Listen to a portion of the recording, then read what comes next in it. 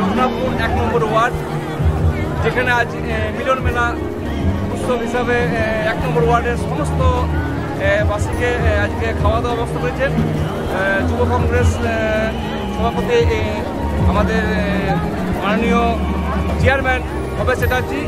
তার উদ্যোগে প্রতি বছরই হয়, এবছর রাত্রে প্রোগ্রাম করেছে। তো ওনার কথা অনুসারে লোক আজ মোটামুটি 4 থেকে 5,000 লোক সংখ্যা আছে। 1 নম্বর ওয়ার্ডের সমস্ত ব্যক্তিরা আজ এখানে এই মিলন মেলাতে সামিল হয়েছেন। তার সঙ্গে সঙ্গে বাইরের গেস্ট, বাইরে ওয়ার্ড থেকে বিভিন্ন ব্যক্তিরা এই মিলন মেলাতে পৌঁছেছে।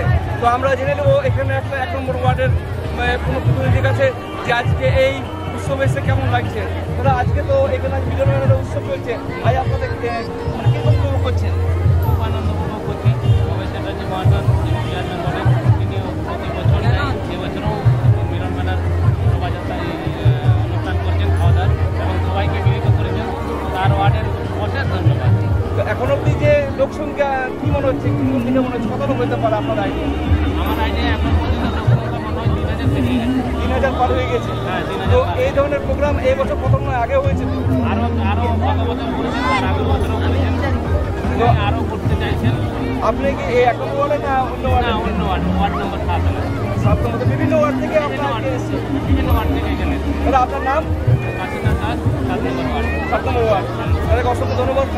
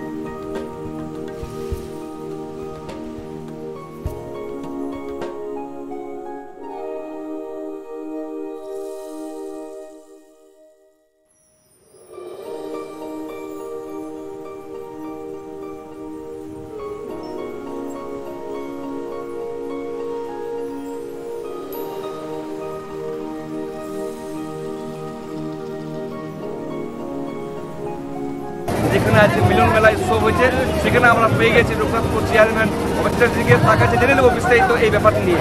তাহলে আজকে যে মিলন মেলা উৎসব, এই উৎসবটা বিস্তারিত আমাদের মামাটি মানুষের মাননীয় মুখ্যমন্ত্রী মমতা বন্দ্যোপাধ্যায়ের একনিষ্ঠ সৈনিক হিসাবে যখন থেকে আমি দায়িত্ব পেয়েছি এই ওয়ার্ডের কাউন্সিলর এবং পৌরপ্রধান হিসাবে, তখন থেকে আমি প্রতি বছরের নেই, প্রতি বছরেই এই আমি মিলন উৎসব করে থাকি।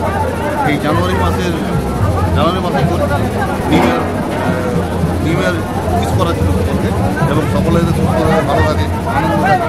একটা সকলে সর্বজাতি, হিন্দু, মুসলিম, শিখ, সমস্ত জাতি ধর্মকে নিয়ে এই উৎসব পালন আমরা করে থাকি। আমি বিভিন্ন জায়গায় আমরা বিভিন্ন খাওয়া দাওয়া মিলন সব দেখেছি, কিন্তু এই ধরনের একটা ওয়ার্ডের মধ্যে হিন্দু মুসলিম এক টেবিলে বসে খাওয়া, এই ব্যাপারটা ঐক্য ভারত গড়া, যেখানে কোনো জাতিভেদ কথা রইবে না, সব মানুষ সবারই সাথে, সবারই সঙ্গে। তাই আজকে মোটামুটি এখানে 1 নম্বর ওয়ার্ডের লোকজন মোটামুটি 4 থেকে 4,500। তার সঙ্গে তো বাইরের গেস্ট অবশ্যই আছে। বাইরের গেস্ট হিসাবে বাইরে কেউ এসেছেন? আমাদের মাননীয় জেলা সভাপতি তৃণমূল যুব কংগ্রেসের সুশান্ত মাহাতো মহাশয় এসেছিলেন, বিধায়ক পূর্ণচন্দ্র গৌরী আসছেন। তো এখানে বাইরের ওয়ার্ডের કોઈ পাবলিক বাইরের ওয়ার্ডে ইনভাইটেড গেস্ট থাকে।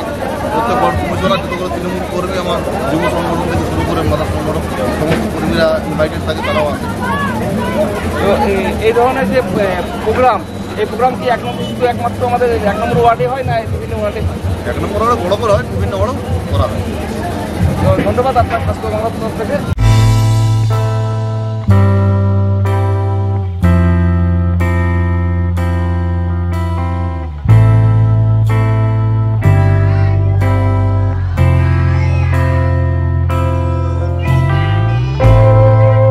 নমস্কার, ইংরেজি শুভ নববর্ষের সকলকে প্রীতি শুভেচ্ছা ও ভালোবাসা জানাই।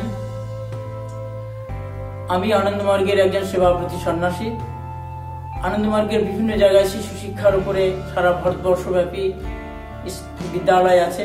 সেই বিদ্যালয়ে নার্সারি থেকে স্ট্যান্ডার্ড 4 পর্যন্ত ক্লাস আছে। এই বিদ্যালয়ে আদর্শ মোরাল এডুকেশনের উপরে আদর্শ শিক্ষা দেওয়া হয়। প্রাচ্যের আধ্যাত্মিকতা এবং পাশ্চাত্যের বিজ্ঞান কারিগরির সংমিশ্রণে যে আদর্শ শিক্ষা, সেই শিক্ষা আমরা দেওয়ার চেষ্টা করি। আমাদের যে সেন্ট্রাল আছে, আমাদের যে গুরুকুল আছে, সেই গুরুকুল থেকে আমাদের সেই মতো শিক্ষা দেওয়া হয়। শ্রী শ্রী আনন্দমূর্তিজির আদর্শ অনুযায়ী আমরা চলি, সেই মতো আমরা চেষ্টা করি।